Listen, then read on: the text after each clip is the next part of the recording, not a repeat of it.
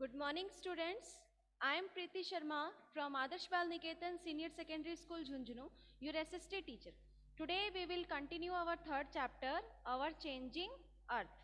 अर्थ के different layers के बारे में हमने कल पढ़ा और इसमें क्या क्या मूवमेंट्स होते हैं, कैसे हीट और प्रेशर से अर्थक्वेक और वॉल्केनोज इरप्शन ये सब चीज़ें होती है।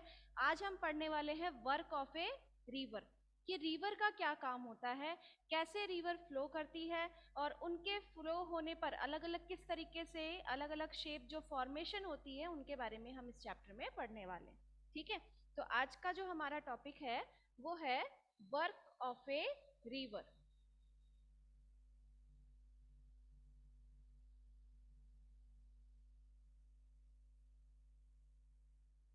So let's start. The running water in the river erodes the landscape. When the river tumble at steep angle over very hard rocks or down a steep valley side, it forms a waterfall. यानी कि जब भी river water flow करता है तो जो landscape है यानी कि जहाँ जिस लैंड फॉर्म पे रिवर फ्लो करेगा, तो जहाँ से भी जिस ज़मीन पे रिवर फ्लो कर रही है वहाँ से क्या होगा, उसकी जो मिट्टी है या उसमें जो भी छोटे छोटे आपके सेडिमेंट्स होंगे वो सारी चीज़ें क्या होंगी, रिवर के साथ फ्लो होने लगेंगी। धीरे धीरे ये फ्लो होते होते अपना क्या करती है, एक रास्ता बना लेती है। किसी भी हाइट से जब रिवर वाटर जो है वो फ्लो करता है तो वो क्या कहलाता है, वाटरफॉल कहलाता है। जैसे कि झरने वगैरह आप लोगों ने देखे होंगे, तो वो सारी चीज़ें क्या कहलाती है, वाटरफॉल कहलाती है। लेकिन वाटरफॉल जो होता है उसके उसका जो लैंडफॉर्म होगा वो कैसा होगा, हार्ड रॉक सरफेसेस से जो वाटर फ्लो करेगा, कहाँ पर, डीप डाउन ए स्टीप वैली यानी कि बहुत गहरी गहराई में। जैसे कि अगर मान लो कोई भी रिवर फ्लो कर रही है और यहाँ पर ये जो नीचे का जो सरफेस होगा ये कैसा होगा, हार्ड रॉक सरफेस होगा। ठीक है, नीचे का जो सरफेस होगा ये कैसा होगा, हार्ड रॉक सरफेस। फिर इस ऊंचाई से ये रिवर वाटर क्या कर रहा है, फ्लो कर रहा है। तो ये फ्लो कैसे करेगा, डाउनवर्ड फ्लो करता है, डाउनवर्ड फ्लो करता है ना। तो ये जो डाउनवर्ड है ये क्या है, वैली। वैली मीन्स क्या होती है, गहरी खाई होती है। जैसे ये मान लो इस तरीके से वैलीज बनी होती है। रिवर वाटर अगर मान लो यहाँ स्पेस है और रिवर वाटर ऐसे फ्लो कर रहा है तो ये क्या कहलाता है, वाटरफॉल कहलाता है। ठीक है, इसे हम क्या कहेंगे, वाटरफॉल कहेंगे। सो जैसा कि फिगर 3.4 में आपका दिया हुआ है, इसे आप देखिए, ये क्या है, वाटरफॉल है। As the river enters the plain it twist and turn forming large bend known as meander. जैसे ही प्लेन एरिया में रिवर आती है तो जहां जहां उसे स्पेस मिलेगा वैसे ही फ्लो करेगा। ऐसे तो है नहीं कि यहाँ पर रास्ता इस तरीके से रिवर जा रही है, यहाँ कितना भी बड़ा रॉक रखा हो, कितना भी बड़ा पत्थर रखा हो, उसी को क्रॉस करते हुए चली जाएगी, नहीं। वो क्या करेगी, दूसरा रास्ता ढूंढेगी। फिर बीच में कुछ आ गया तो इस तरीके से वो दूसरा रास्ता बनाती है। तो रिवर जो है वो हमेशा इस फॉर्म में फ्लो करेगी। तो ये जो फॉर्म होता है इसे हम क्या कहते हैं, मिएंडर कहते हैं। ठीक है, इसे हम क्या कहेंगे, मिएंडर। जो अलग अलग फॉर्म में रिवर फ्लो कर रही है, अलग अलग शेप में प्लेन एरियाज में, जहां से रिवर ट्विस्ट हो जाएगी, जहां से अपना रास्ता चेंज कर लेगी, वो फॉर्म क्या कहलाता है, मिएंडर कहलाता है। जहां से बेंड हो जाएगा यानी कि जहां से रिवर वाटर क्या हो जाएगा, बेंड हो जाएगा, तो उसे हम क्या कहेंगे, मिएंडर कहेंगे। ठीक है, so due to continuous erosion and deposition along the sides of the meander, the end of the meander loop come closer and closer. कि जैसे जैसे मिएंडर जो है, ये जो मिएंडर हम देख रहे हैं ये बढ़ता जाता है ना, पहले तो बढ़ता जाएगा ये इस तरीके से, लेकिन धीरे धीरे हम क्या देखेंगे कि ये जो शेप है, ये जो बढ़ती हुई शेप है रिवर की, ये आगे जाके धीरे धीरे क्या होने लग जाती है, कम होने लग जाती है। यानी कि रिवर जो इस तरीके से फ्लो कर रहा है ये आगे जाके इस तरीके से ये शेप हो जाएगा इसका, है ना। इस ये जो शेप है इसका धीरे धीरे चेंज होने लगता है कि जो रिवर वाटर यहाँ पर इतना वाटर कंटेन कर रही थी, धीरे धीरे क्या होता है, उसका जो शेप है वो चेंज होने लगता है। उसका क्या रीजन है, in due course of time the meander loop cuts off from the river and forms a cut off lake. यानी कि क्या होता है कि जैसे कि also called oxbow lake. Suppose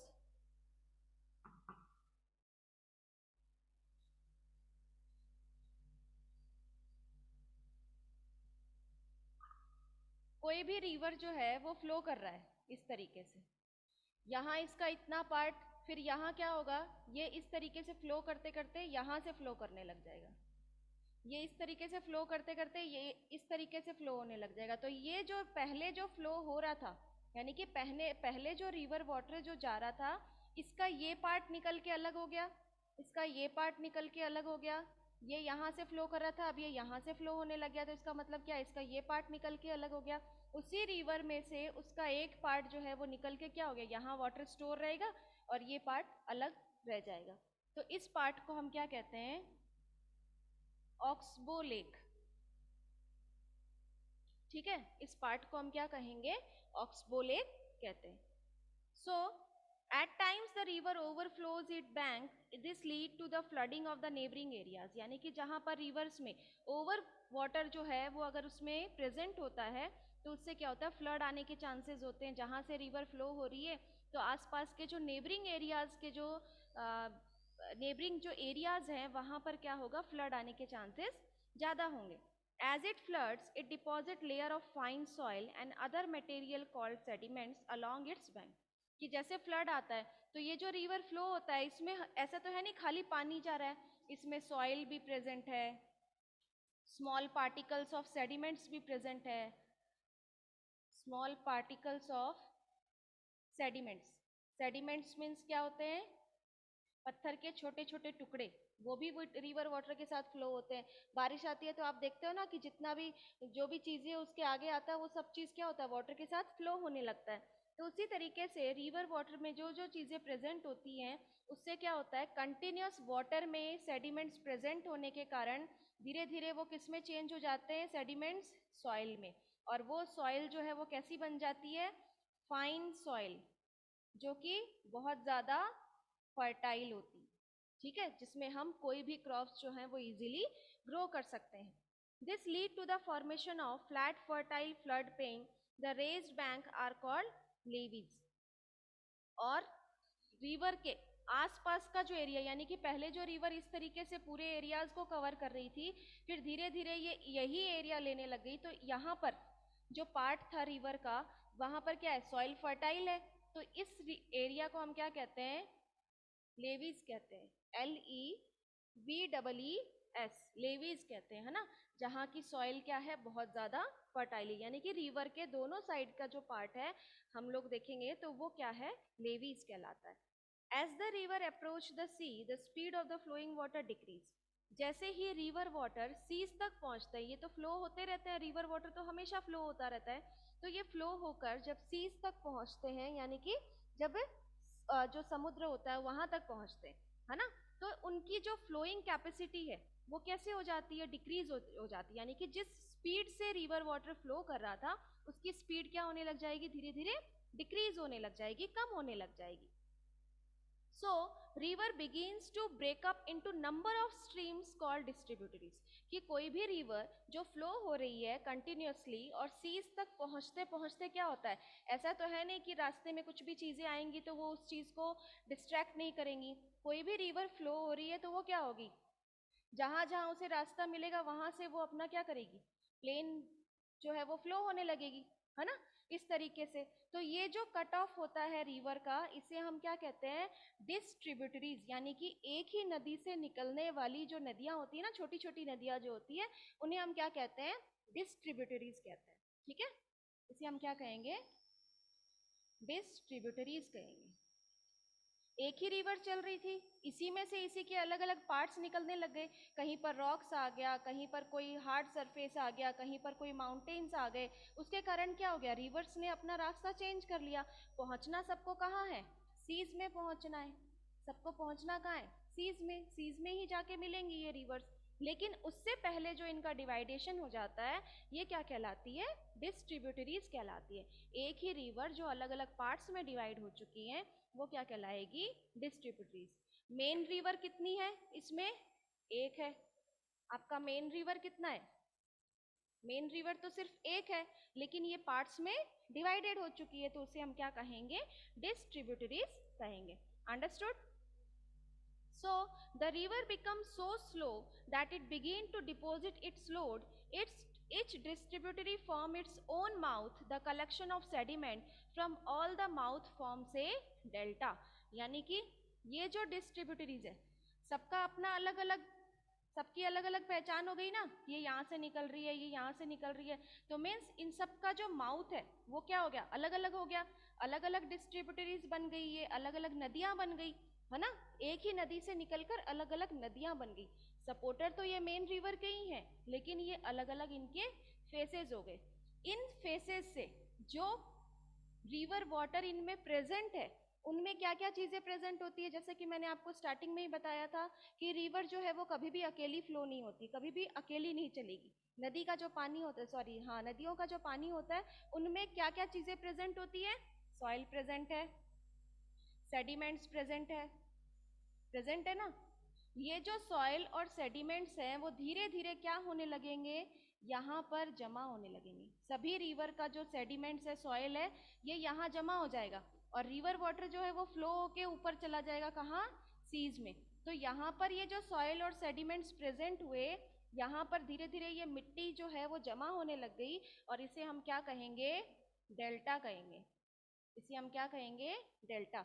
जहां पर डिस्ट्रीब्यूटरीज के सॉइल और सेडिमेंट्स डिपॉजिट होते हैं वो क्या बनाती है, डेल्टा बनाती है, डेल्टा फॉर्म करती है। रिवर वाटर सेडिमेंट्स और सॉइल को छोड़कर आगे सीज में जाकर मिक्स हो जाते हैं और यहाँ पर जो सॉइल और सेडिमेंट्स प्रेजेंट होते हैं उनसे क्या बनता है आपका, डेल्टा। मैम, में यस, मैम आप क्वेश्चन आंसर करवा रही हो क्या? Question answer, yes ma'am. आपको क्या लग रहा है बेटा, मैं तो आपको थर्ड क्वेश्चन चैप्टर आंसर। पढ़ा रही हूँ, ओके मैम। है ना। Okay ma'am. दीन बंधु, आप पूछ रहे हो क्या? Yes ma'am. ओके,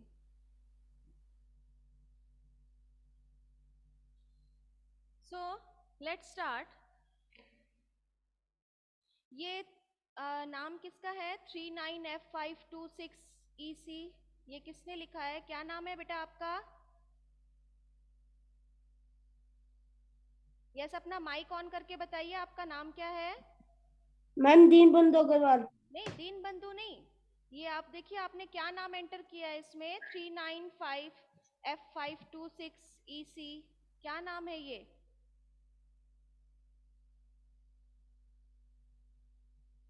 ये बच्चे के शायद पेरेंट्स बैठे हैं, तो सर आप बच्चे का नाम लिखिए इसमें,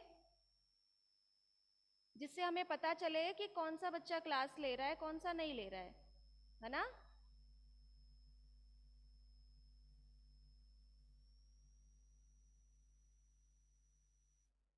सर मैं आपसे कह रही हूँ,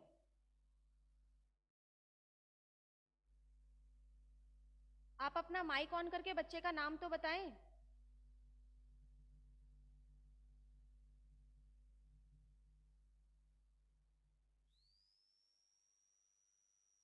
सर नाम बताएं बच्चे का।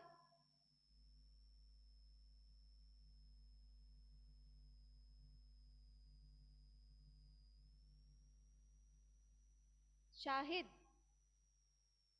Yes. So let's continue work of sea waves, कि अभी तक हमने क्या देखा कि रिवर्स जो है वो कैसे फ्लो हो रही है, कैसे डेल्टा फॉर्म हो रहे हैं, अलग अलग डिस्ट्रीब्यूटरीज फॉर्म हुई है। तो अब हम देखेंगे जो सी वेव्स है उनका क्या काम है, जो डेल्टा फॉर्म होते हैं उसके बाद में सी वेव्स क्या करते हैं, ठीक है। तो हमारा जो नेक्स्ट टॉपिक है वो है वर्क ऑफ सी वेव्स।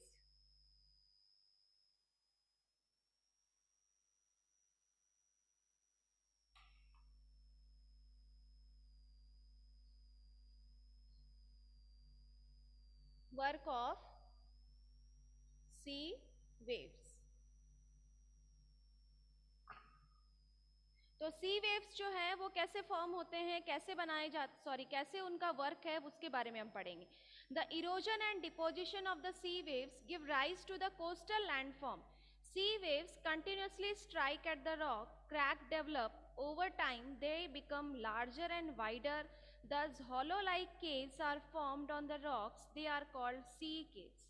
आप देखेंगे कि जैसे जैसे सेडिमेंट्स जो डिपॉजिट होते हैं डेल्टा फॉर्म होते हैं, डेल्टा जो है वो धीरे धीरे कन्वर्ट हो जाते हैं किसमें, आपने अभी क्या पढ़ा था कि जो रिवर वाटर है वो अलग अलग डिस्ट्रीब्यूटरीज में डिवाइड होती है। डिस्ट्रीब्यूटरीज में डिवाइड होने के बाद में यहाँ पर डेल्टा फॉर्म होता है। डेल्टा जो है वो यहाँ से रिवर वाटर चला जाता है कहाँ, सीज में, है ना, ये चीज हमने पढ़ी।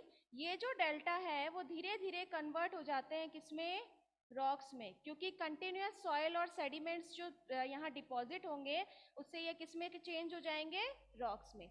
अब क्या होगा कि रॉक्स जो है ये तो अब क्या हो गया, इनकी साइज बड़ी हो गई।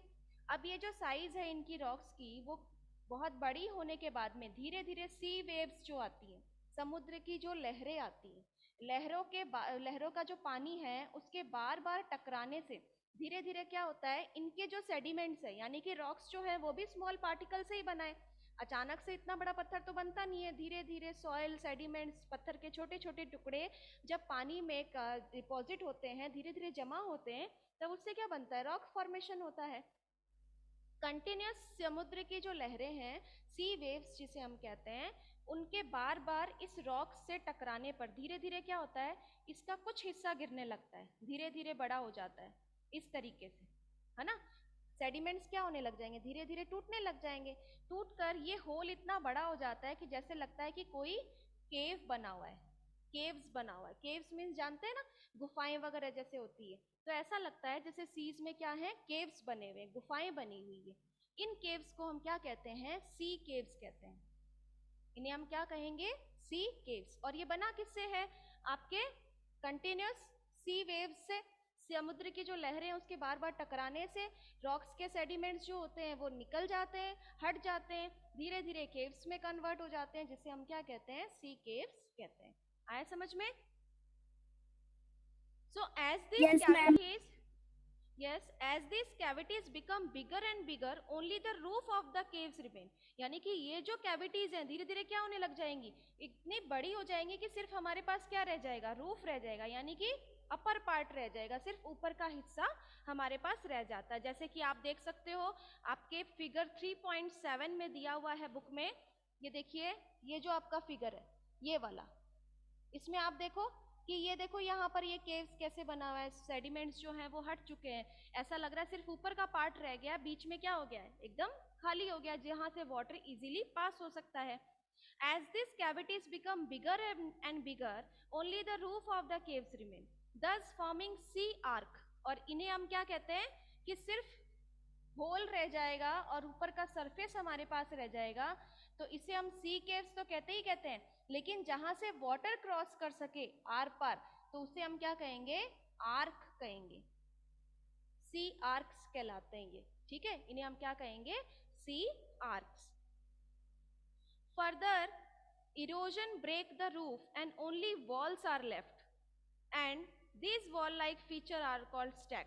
धीरे धीरे क्या होता है कि ये जो वॉल्स हैं ये गिर गए, ये दीवारें गिर गई, सिर्फ हमारे पास कुछ एक पार्ट रह गया, इसका सिर्फ इसका वन पार्ट रह गया, इस वन पार्ट को हम क्या कहेंगे, स्टैक्स कहेंगे, और सारी चीजें क्या हो गई, टूट के गिर चुकी हैं कंटिन्यूअस सी वेव्स के टकराने से, ठीक है, इसे हम क्या कहेंगे, स्टैक्स कहेंगे।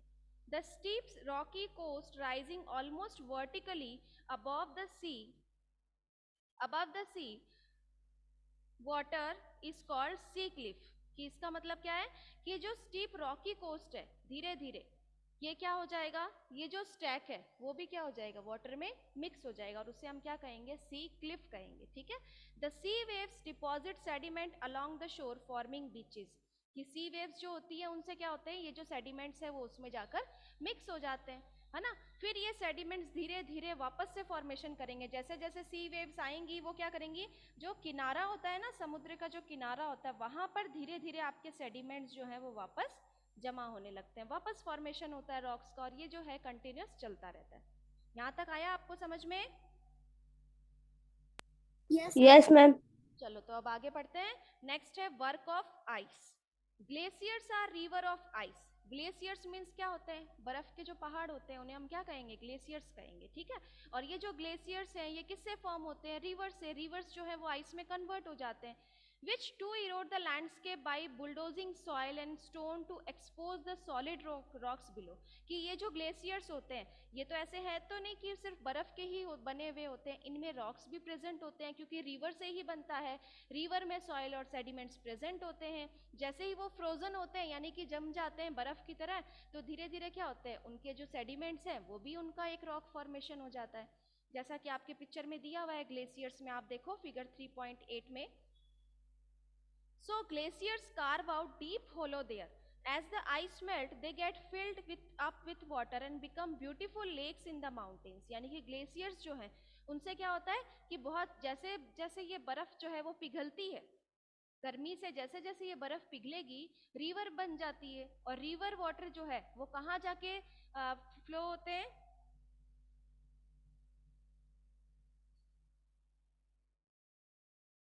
ग्लेशियर्स है ना। ग्लेशियर्स के अलग अलग शेप में माउंटेन्स जो है वो बन गए, धीरे धीरे ये क्या होने लगेंगे, मेल्ट होने लगेंगे। मेल्ट होने पर क्या होंगे, ये रिवर के फॉर्म में चेंज हो जाएंगे, है ना, रिवर फॉर्म में। और कहाँ जाके स्टोर होंगे, जहाँ इनको खाली स्पेस मिलेगा, जहाँ उनको खाली स्पेस मिलेगा वहाँ जाकर वो धीरे धीरे क्या होने लगेंगे, डिपॉजिट होने लगेंगे। तो माउंटेन से ये जो बर्फ जब पिघल पिघल कर आती है नीचे, तो ये बहुत ही सुंदर लगता है। किस तरीके से लगता है, लेक्स की तरह, झरने की तरह, झीलों की तरह, sorry. The material carried by the glaciers such as rock, big and small, sand and silt gets deposited. This deposit form glacier moraines. Glacier moraines means कि ये जो आइस है इसमें भी क्या प्रेजेंट होता है, सॉइल प्रेजेंट होता है, सेडिमेंट्स प्रेजेंट होते हैं। ये जो सॉइल सेडिमेंट्स हैं ये जहाँ जाकर डिपॉजिट होते हैं, जहाँ जमा होते हैं, तो ये तो है नहीं सिर्फ खाली मिट्टी और पत्थर जाके जमा हो जाएंगे, इनमें क्या होगा, ये आइस भी प्रेजेंट होगा। तो ये जो आइस, सॉइल, सेडिमेंट्स, इन सब का जो डिपॉजिट होता है जहाँ पर, उस डिपॉजिट को हम क्या कहेंगे, ग्लेशियर मोरेन्स कहते हैं। ठीक है, इन्हें हम क्या कहेंगे, ग्लेशियर मोरेन्स। ठीक है, नेक्स्ट है हमारा वर्क ऑफ विंड, कि विंड का क्या काम होता है। Have you ever visited a desert, क्या आपने कोई रेगिस्तान देखा है। Try to collect some pictures of sand dunes. An active agent of erosion and deposition in the desert is wind. यानी कि जिस तरीके से सॉइल और सेडिमेंट्स रॉक्स के फॉर्मेशन में रिवर सबसे ज़्यादा हेल्पफुल होती है, उसी तरीके से विंड जो होते हैं, विंड क्या करते हैं, डेजर्ट एरिया में इरोजन और डिपोजिशन। इरोजन और डिपोजिशन का क्या मतलब होता है वो मैं बताती हूँ आपको, कि जो डेजर्ट एरिया है वहाँ पर भी क्या बने होते हैं, स्मॉल माउंटेन्स, छोटे छोटे मिट्टी के जो पहाड़ होते हैं उनको, है ना, छोटे छोटे होते हैं, उनकी साइज बहुत स्मॉल होती है। इन मिट्टी से बने हुए छोटे छोटे पहाड़ों को हम क्या कहते हैं, इनको हम कहते हैं सैंड ड्यून्स। ठीक है, इनको हम क्या कहेंगे, सैंड ड्यून्स। बहुत तेज हवा चलने पर, यानी कि विंड जो है उसकी बहुत तेज स्पीड होने के कारण ये जो सैंड ड्यून्स है वो क्या करेंगे, यहाँ से इरोड होने लगेंगे, यानी कि यहाँ से उड़कर वो मिट्टी कहाँ जमा हो रही है, यहाँ जमा हो रही है। ठीक है, ये विंड जो है वो यहाँ लाकर इसको जमा कर रही है। ठीक है, यहाँ से ये सैंड जो है वो खत्म हो चुकी है, इसका मतलब यहाँ क्या हो चुका है, इरोजन हो चुका है। यहाँ जाकर वो जमा हो रही है, इसका मतलब यहाँ क्या हो रहा है, डिपोजिशन हो रहा है। ठीक है, यहाँ से इरोजन हो रहा है और वहां जाके क्या हो रहा है, डिपॉजिट हो रही है, तो वो डिपोजिशन कहलाएगा। तो ये कहलाता है आपका डेजर्ट का इरोजन एंड डिपोजिशन। ठीक है, in desert you can see rocks in the shape of a mushroom. Mushroom के जो दाने होते हैं ना छोटे छोटे, उतने छोटे छोटे दाने जो होते हैं उस रूप में हम रॉक्स को देखते हैं, कहाँ पर, सैंड्स में, है ना, सैंड ड्यून्स जो होते हैं वहां पर हम क्या देखेंगे कि छोटे छोटे दाने होते हैं, किसके, रॉक्स के, जो इनमें प्रेजेंट होते हैं, किसमें, यहाँ की सॉइल में। So wind erode the lower section of the rock more than the upper part. Therefore, such rock have narrower base and wider top. When the wind blows, it lifts and transports sand from one place to another. When it stops blowing, the sand fall and gets deposited in low hill-like structure. These are called sand dunes. इसमें क्या होता है कि ज़्यादातर हम mountains देखते हैं वो इस तरीके से बने होते हैं, है ना, लेकिन यहाँ पर जो सैंड से माउंटेन बने होते हैं उनकी शेप कैसी होती है, ऐसी होती है, नीचे से चाहे कम वाइडर होगी लेकिन इस तरीके से बनी होती है। ताकि ऊपर का जो सरफेस होता है ये कैसा होता है, वाइड होता है। नीचे का जो सरफेस होगा इनका इस तरीके से, वो कैसा होगा, नैरो होगा, है ना। ऊपर से ये वाइडर होती है। धीरे धीरे ये सैंड ड्यून्स जहां जाकर डिपॉजिट होती हैं, जैसा अभी मैंने आपको बताया था, तो वो क्या कहलाती है, सैंड ड्यून्स कहलाती है। ये जो इरोजन और डिपोजिशन होता है सैंड का, वो किसकी मदद से होता है, किसकी हेल्प से होता है, विंड की हेल्प से होता है, ठीक है। और मिट्टी से ही जो बने हुए पहाड़ होते हैं उन्हें हम क्या कहते हैं, सैंड ड्यून्स कहते हैं। When the grains of sand are very fine and light, the wind can carry it over very long distance. Sands जो होती हैं उनका जो वेट होता है वो बहुत कम होता है, हवा से इजीली फ्लो हो जाता है। आप देखते हो कि जब भी आंधी आती है तो उसमें मिट्टी जो होती है वो प्रेजेंट होती है ना, और जैसे ही हवा बंद होती है धीरे धीरे वो मिट्टी क्या होती है, नीचे बैठने लगती है। तो उसका जो वेट है वो बहुत ज़्यादा कम होता है, और कम होने के कारण जब तक हवा चलेगी वो उसे बहुत दूर तक ले जा सकती है।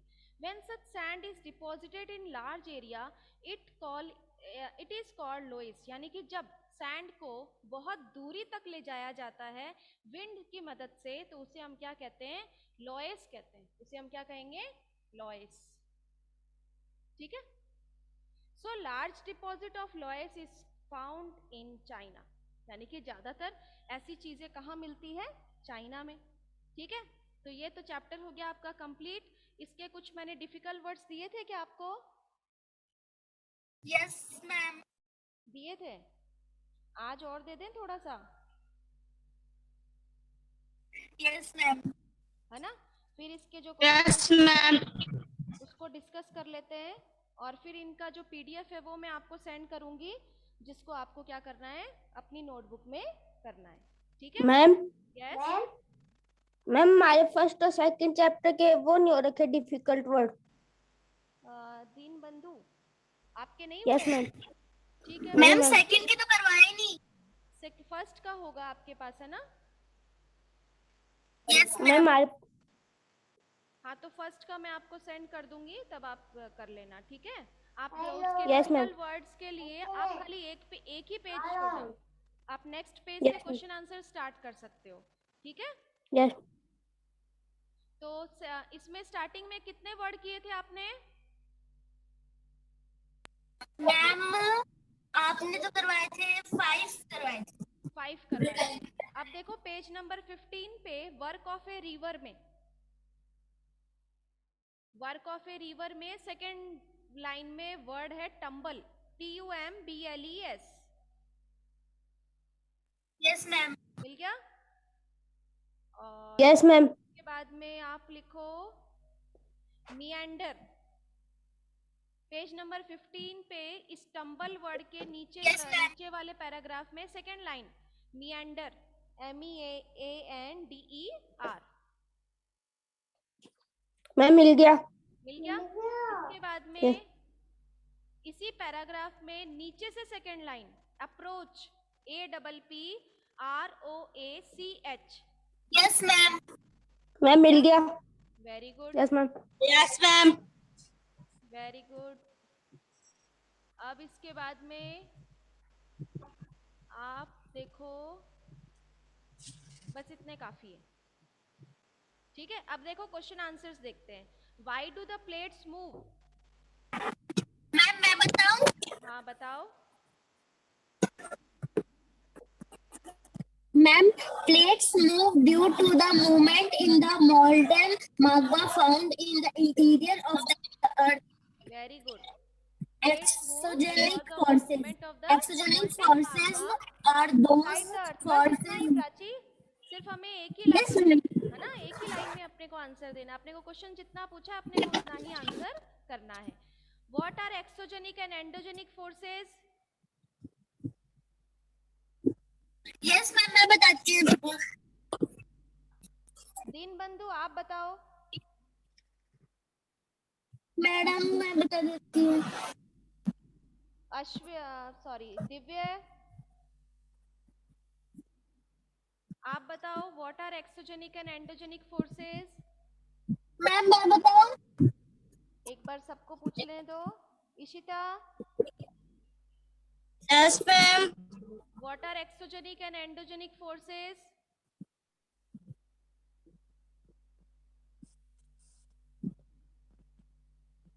शाहिद, अब मैं बताऊं मैम? हाँ चलो बताओ Prachi.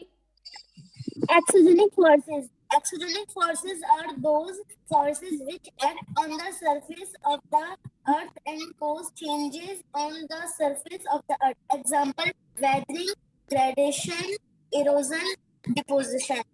The second, endogenic forces. Endogenic forces are those forces which originate in the interior of the earth and cause changes on the surface of the earth. Example: volcanoes and earthquakes. Very good. Exogenic means जो हमारे earth surface के ऊपर जो चीजें present है, और endogenic वो forces जो इंटीरियर पार्ट में अप्लाई होते हैं, वो क्या कहलाते हैं? एंडोजेनिक फोर्सेस कहलाते हैं। So next question, what is erosion? अभी बताया मैंने आपको।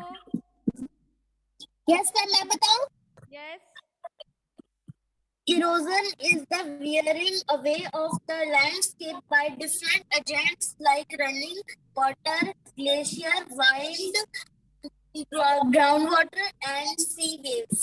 कि लैंडस्केप के ऊपर जो भी चीजें प्रेजेंट है, वो विंड के जरिए, वाटर के जरिए, जो भी चीजें हम एक जगह से दूसरी जगह पर लेकर जाते हैं, वो क्या कहलाता है? वन पार्ट का इरोजन कहलाता है। ठीक है। How are flood plains formed? Ma'am मैं बताऊं? हाँ बताओ। Yes, madam. During my first point, during rains, rivers overflow their banks. Second point, these leads to the flooding of the larvae areas. Third point, after the flood has recreated a layer of fine material and other material is deposited over the plain in the form of sediments. Fourth अभी मैंने point, आपको बताया this था ना leads to कि formation जो of the flood flood plains है वो plain. कैसे फॉर्म होते हैं? कि जो रिवर वाटर कंटिन्यू फ्लो कर रही है, उसके जो बैंक्स है, यानी कि उसके रिवर का जो किनारा होता है, वहां पर क्या होते हैं? आपके स्मॉल सॉइल और सेडिमेंट्स प्रेजेंट होते हैं। कंटिन्यूअस वाटर में प्रेजेंट होने के कारण सॉइल और सेडिमेंट्स क्या हो जाते हैं? सॉफ्ट हो जाते हैं, क्लेई हो जाते हैं, फर्टाइल हो जाते हैं, और उन्हें ही हम क्या कहते हैं? Flood plains. मैम आपकी आवाज नहीं आ रही। नहीं आ रही क्या? No ma'am. मैम हमारी तब इशिता आप नेटवर्क चेक करो बेटा। मैम हमारे पास भी आ रही है। नेक्स्ट क्वेश्चन है, व्हाट आर सैंड ड्यून्स? ये तो सब बता देंगे सैंड ड्यून्स क्या होते हैं। यस मैम मैं बताऊं? बाकी नहीं बताओगे क्या? कोई दिव्य, दीनबंधु, इशिता, बताओ आप क्या मैम मैं होते हैं बताऊं? Sand dunes? चलो बताओ प्राची। मैम मैं बताऊं? Yes, ma'am. Sand dunes are heaps of sand deposited at a place by the wind's action in the desert areas. कि डेजर्ट एरियाज में with the help of wind sands जो erode होते हैं और डिपॉजिट होते हैं one place to another place, तो उसे ही हम क्या कहते हैं? उनसे जो फॉर्मेशन क्रिएट होता है उसे हम क्या कहेंगे? सैंड ड्यून्स कहते हैं। नेक्स्ट है, how are beaches formed? Beaches कैसे फॉर्म्ड होते हैं? मैम मैं बताऊं? Yes. Formation of beaches. First point, sea waves strike the coasts. Second point, they erode the coast and carry the eroded material in the form of silt and other material. कि ये जो seize में, आपको मैंने बताया था ना कि उस सीज के अंदर जो अलग अलग सी केव्स फॉर्म होते हैं, धीरे धीरे वो स्टैक में कन्वर्ट हो जाते हैं, फिर वो वाटर में पूरी तरह मिक्स हो जाते हैं, फिर वो सॉइल और सेडिमेंट्स जो होते हैं वो कहाँ जाकर स्टोर होते हैं? बीचेस पर। बीचेस फॉर्म्ड होते हैं, यानी कि समुद्र के किनारे पर सॉइल और सेडिमेंट्स प्रेजेंट होने लगते हैं, उनसे बीचेस फॉर्म्ड होता है। ठीक है। नेक्स्ट है, what are oxbow lake? Oxbow lake किसे कहते हैं? Yes, madam, मैं बताऊं? हाँ बोलो। एक मिनट मैडम। हाँ ma'am, oxbow lakes. First point, when the Mender loop is cut off from the main river, it forms a cut off lake. Second point, its shapes is like an oxbow. Third point, hence the cut off lake is called oxbow lake.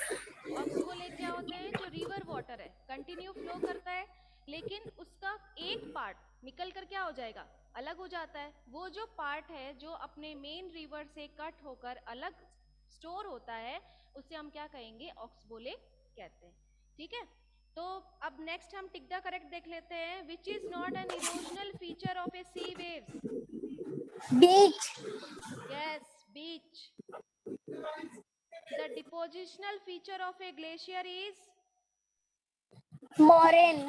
moraine. Very good. Next, mushroom rocks madam are. आवाज नहीं आ रही आपकी बिल्कुल भी। Ma'am आ रही है। हमें नहीं आ रही है मैडम। आपको नहीं आ रही मैडम? तब आपके नेटवर्क चेक करो मैडम, क्योंकि अगर आएगी नहीं तो सभी को नहीं आएगी। अगर किसी को आवाज जा रही है मेरी, तो इसका मतलब आपके नेटवर्क में प्रॉब्लम है मैडम। आप नेटवर्क चेक करिए, क्योंकि यहाँ वीडियो कंटिन्यू चल रहा है। नेटवर्क की प्रॉब्लम यहाँ होती तो मेरा वीडियो स्टॉप हो जाता और किसी से कनेक्ट भी नहीं हो पाते। आप थोड़ा नेटवर्क हमारे तो नेटवर्क सही आ रहा है मैडम। क्योंकि फिर देखो, क्योंकि किसी को नहीं सुनता। अगर एक प्रॉब्लम नेटवर्क की होती ना, तो मेरी आवाज किसी को नहीं जाती, है ना?